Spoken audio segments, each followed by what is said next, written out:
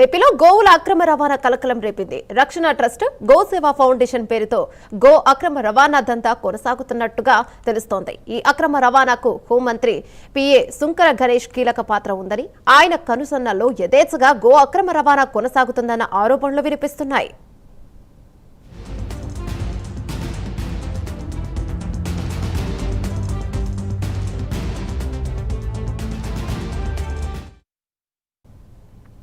Hanuman junction నుండి Kankipati Venkateswarlu alias junction బాబు, తూర్పుగోదావరి జిల్లా రాజమండ్రి నుండి నాని, కాకినాడ జిల్లా తుని నుండి పప్పు నవీన్, పాయకారావుపేట పరిధిలోని రవిరాజ, గోశాల శ్రీకాంత్ల నేతృత్వంలో ఈ గో అక్రమ రవాణా కొనసాగుతోంది. అనకాపల్లి నుండి నల్లజర్ల వరకు గోవుల రవాణాకు 7,500 రూపాయలు చెల్లించాలట. ఈ చెల్లింపుల వ్యవహారం మొత్తం జంక్షన్ బాబు చూసుకుంటారు. అయితే ఈ వసూల కోసం తన సన్నిహితులు చంద్ర, నానీలను జంక్షన్ బాబు పెట్టుకున్నారు.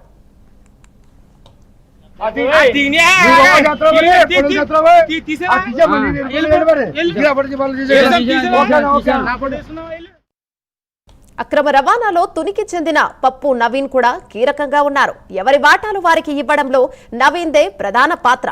నాయకులు, పోలీసులు, మీడియాను మేనేజ్ చేయడం నవీన్ వంతు. గో సంరక్షణ పేరిట వసూలకు పాల్పడుతున్నారని స్థానిక రైతులు చెప్తున్నారు.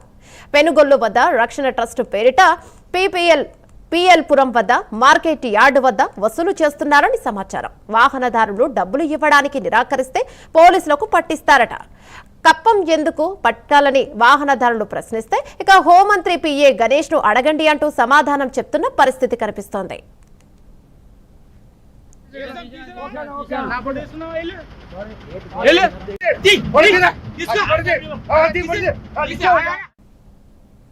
ఇక ఈ దందా మొత్తానికి ప్రధాన సూత్రధారిగా ఉన్న సుంకర గణేష్ గతంలో మీడియా ప్రతినిధిగా ఉన్నారు.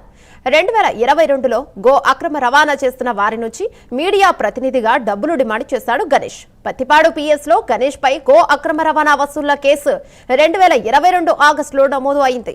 తర్వాతి కాలంలో 2024లో మంత్రి పిఏగా చేరిన సుంకర గణేష్ మళ్లీ దందాను కొనసాగిస్తున్నారనే ఆరోపణలు వినిపిస్తున్నాయి. తీసా